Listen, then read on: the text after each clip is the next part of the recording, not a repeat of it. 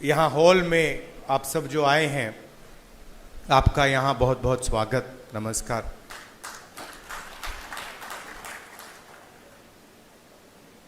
मैं आपसे दो तीन चीज़ें कहना चाहता हूँ। पहली चीज़ यात्रा के बारे में, और जो मेरा अब पिछले 1.5 साल का जो एक्सपीरियंस रहा है। पिछले साल हम भारत जोड़ो यात्रा पे निकले। 4000 किलोमीटर चले, कन्याकुमारी से कश्मीर, और हम सबको, मुझे तो पहली बार हिंदुस्तान को नजदीकी से देखने का मौका मिला। मेरे दिमाग में एक हिंदुस्तान था, एक इंप्रेशन था, और जैसे ही मैं चलना शुरू किया, वो इंप्रेशन टूटता गया, बदलता गया, और अंत में जब मैं कश्मीर पहुंचा, मेरा रियलाइजेशन ये था कि जिस चीज को मैं हिंदुस्तान मानता था वो एक्चुअली हिंदुस्तान था ही नहीं। वो मेरे इमेजिनेशन का हिंदुस्तान था, अनइन्फॉर्म्ड हिंदुस्तान था। और ये जो मैं हिंदुस्तान भारत जोड़ो यात्रा में जिसको देखा है, ये भी एक प्रकार से अनइन्फॉर्म्ड हिंदुस्तान है। ये पहले वाले हिंदुस्तान से बेहतर इन्फॉर्म्ड है, मगर ये भी हिंदुस्तान की समझ नहीं है, सुपरफिशियल है। मगर उस यात्रा में दो चीजें बड़ी क्लियर थी। एक कि हिंदुस्तान नफरत का देश नहीं है, मोहब्बत का देश है। और इस देश में, इसके डीएनए में रिस्पेक्ट, मोहब्बत, ये बहुत गहरा है। तो चलते चलते मेरे दिमाग में यह सवाल आना शुरू हुआ कि अगर ये नफरत का देश नहीं है, ये पहला देश है जिसने इंडिपेंडेंस की लड़ाई मोहब्बत से लड़ी, और कोई देश है ही नहीं। मतलब कहते हैं कि civil rights movement, Gandhi ji की फिलॉसफी, उसने गांधी जी की फिलॉसफी का प्रयोग किया, मगर जो उनको डायरेक्शन किसने दिया? उनको डायरेक्शन गांधी जी ने दिया, हिंदुस्तान ने दिया। साउथ अफ्रीका में मैं गया था, मंडेला जी ने मुझे यही कहा कि हमें जो औजार दिए गए, हमारी फ्रीडम स्ट्रगल के जो औजार दिए गए, वो अफ्रीका के औजार नहीं थे, वो आपके औजार थे, हिंदुस्तान के औजार थे, और वो औजार हमें गांधी जी ने दिए।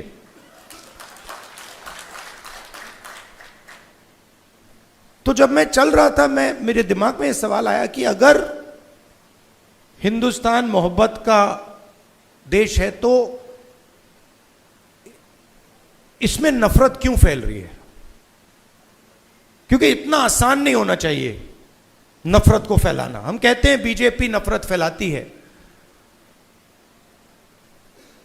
बट कोई ना कोई फाउंडेशन तो होगा, कोई ना कोई बेसिस तो होगी इस नफरत की। तो ये सवाल मेरे दिमाग में था, और आस्ते आस्ते मुझे बात समझ आने लगी कि नफरत का कारण अन्याय है। कि ये देश में गरीबों के साथ, किसानों के साथ, दलितों के साथ, महिलाओं के साथ, युवाओं के साथ, सबके साथ हर रोज अन्याय होता रहता है। 2-3% लोग हैं इस देश में जिनको न्याय का एक्सेस मिलता है। 2-3%, ज्यादा से ज्यादा 5% लोग हैं। उनके लिए कोर्ट्स काम करते हैं, उनके लिए सरकार काम करती है, सारे इंस्टीट्यूशंस में उनके लिए जगह है।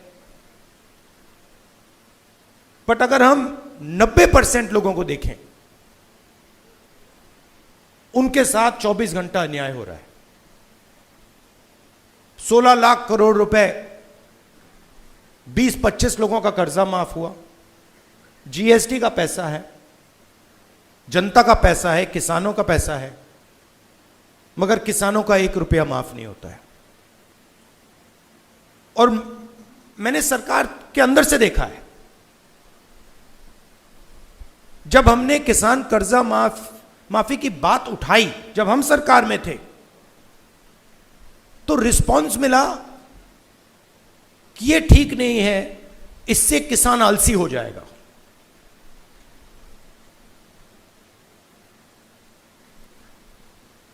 मनरेगा से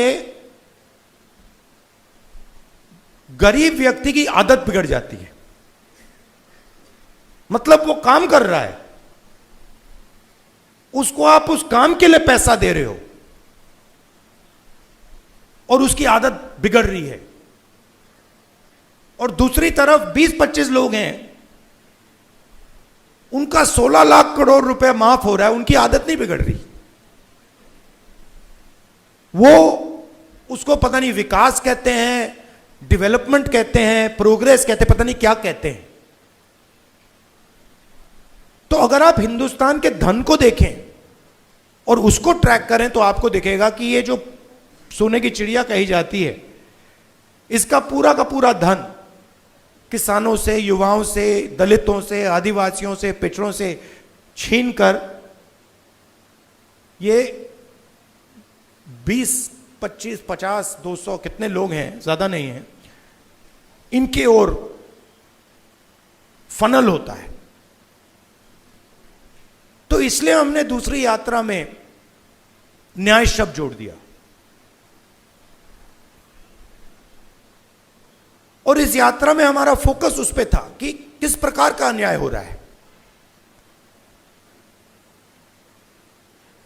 और हर कदम पे स्टूडेंट्स के पेपर लीक हो रहे हैं, किसान को एमएसपी नहीं मिल रही, मजदूर को मिनिमम वेज नहीं मिल रही, छोटे व्यापारियों को जीएसटी से दबाया जा रहा है। मतलब हर स्टेप पे, हर कदम पे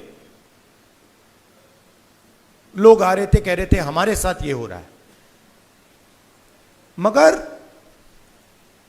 कंबाइंड कॉन्शियसनेस नहीं है। एक व्यक्ति कह रहा है मेरे साथ अन्याय हो रहा है। मेरे पास छोटे व्यापारी आए गुजरात में, उन्होंने कहा कि जीएसटी से, नोटबंदी से हमें बहुत चोट लगी। मगर उसी डिस्कशन में जो किसान के साथ हो रहा है वो उनको दिख नहीं रहा है, वो देख ही नहीं पा रहे। तो मेरे खिलाफ जो अन्याय हो रहा है वो मुझे दिख रहा है, मगर मेरे भाई के साथ जो हो रहा है मुझे दिख नहीं रहा है।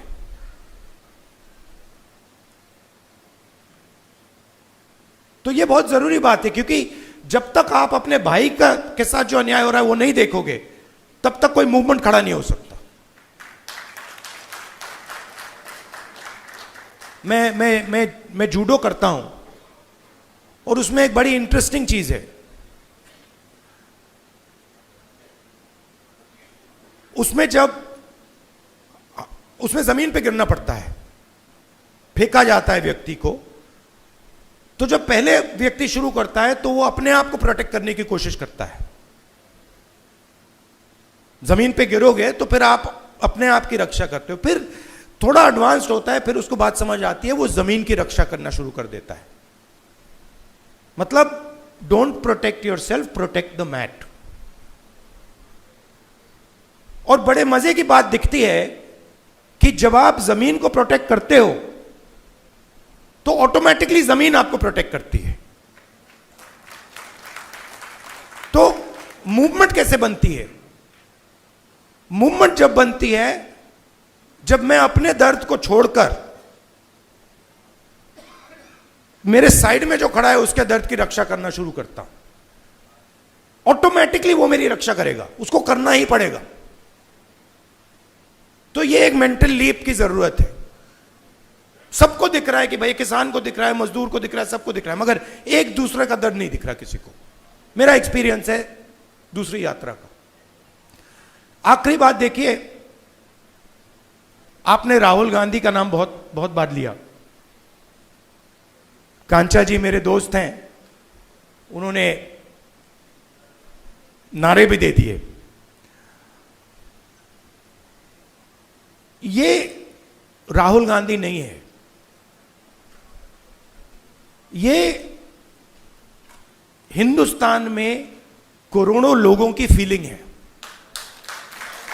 उनमें से मैं एक हूं और आप मेरे ऊपर फोकस कर देते हैं। बट भारत जोड़ो यात्रा में मैंने अपनी आंखों से देखा, मैं अकेला नहीं चल रहा था, लाखों लोग चले थे मेरे साथ। और एक्चुअली भारत जोड़ो यात्रा की स्ट्रेंथ राहुल गांधी नहीं था। भारत जोड़ो यात्रा की स्ट्रेंथ वो बाकी लोग थे। तो उन पे भी फोकस होना चाहिए। लड़ना हमें एक साथ है। और ये हिंदुस्तान के दो एक्सप्रेशंस के बीच में लड़ाई है। ये राहुल गांधी, मोदी, बीजेपी, कांग्रेस के बीच में लड़ाई नहीं है। हिंदुस्तान के नेचर के अंदर दो आत्माएं हैं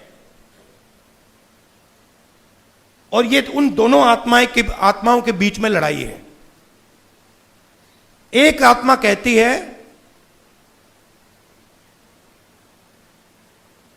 कि हिंदुस्तान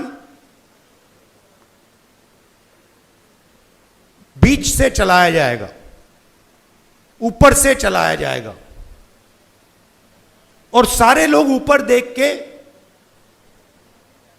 ऑर्डर लेके इस देश को चलाएंगे। और ये एक सोचने का तरीका है हिंदुस्तान में। बहुत सारे लोग इसको मानते हैं, एक्सेप्ट करते हैं। और एक दूसरा तरीका है कि हिंदुस्तान को डिसेंट्रलाइज तरीके से हिंदुस्तान के सब लोगों को सुनकर चलाया जाएगा, जिसको हम, अगर आप धार्मिक तरीके से बोलना चाहते हैं, शिव की बारात बोल लीजिए। कि सब लोगों को जगह देके निर्णय लिया जाता है। जैसे योगेंद्र यादव जी अभी बैठे हैं, बड़ी इंटरेस्टिंग बात आपको बताऊं।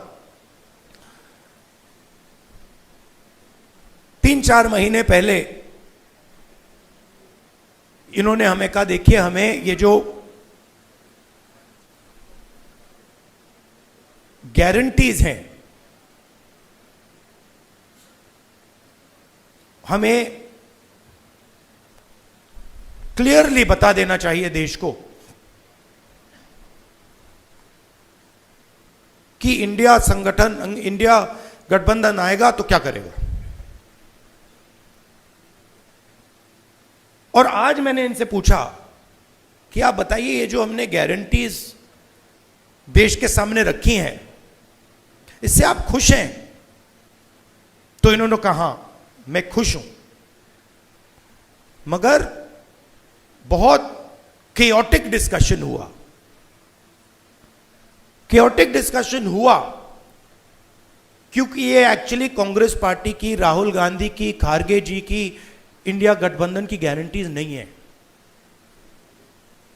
ये एक्चुअली हिंदुस्तान की आवाज है। उसको हमने चुन चुन के सुन के निकाला है, उसको रिफाइन किया है। बीजेपी ये काम कर ही नहीं सकती, क्योंकि उनका तरीका सेंट्रलाइज है, ऊपर से बोलते हैं। नरेंद्र मोदी जी रेडार की बात करेंगे, सब कुछ नरेंद्र मोदी जी से निकलता है। उनके विजन में और आरएसएस के विजन में ज्ञान एक व्यक्ति के पास है, किसान के पास ज्ञान ही नहीं है, मजदूर के पास ज्ञान ही नहीं है, बेरोजगार युवा को कोई समझ नहीं है। आईआईटी की डिग्री है तो पूरी दुनिया को समझ गया, यह थिंकिंग है। तो इसके खिलाफ हमारी लड़ाई हो रही है। हिंदुस्तान का सबसे बड़ा साइंटिस्ट, जितना उसमें ज्ञान है उतना ही ज्ञान हिंदुस्तान के किसान में है, बस दूसरे तरीके का है। मैं बंगाल गया और वहां पे वो महिलाएं थी, इसी यात्रा पे महिलाएं थी, वो बीड़ी बना रही थी। उनके हाथ में जो स्किल थी, बीड़ी बनाती थी वो, उनके हाथ में जो स्किल थी मैंने अपनी जिंदगी में कभी पहले नहीं देखी। मैंने ट्राई किया, मतलब एक बीड़ी मतलब मैंने रोल करने की कोशिश की, नहीं हो रही थी मुझसे। तो वो सालों का, मतलब सालों की स्किल है वो, और उसका इस देश में कोई आदर नहीं हो रहा। उस महिला को आप फाइनेंशियल सपोर्ट दीजिए, उसकी मदद कीजिए, मेक इन इंडिया उससे करवाइए और फिर देखिए क्या मजा आता है। तो ये दो अलग तरीके की सोच की लड़ाई है, इसमें हम सब एक साथ लड़ रहे हैं। बहुत अच्छा लग रहा है और घबराने की कोई जरूरत नहीं है। ये आप मत सोचिए कि बीजेपी आ गई, कॉन्स्टिट्यूशन को खत्म कर देंगे, ये कर देंगे, कुछ नहीं, इनमें इतना दम नहीं है, ये नहीं कर सकते। ये इन्होंने मीडिया को कैप्चर कर रखा है, ये आवाज बहुत करते हैं, मगर सच्चाई और हिंदुस्तान हमारे साइड है। धन्यवाद।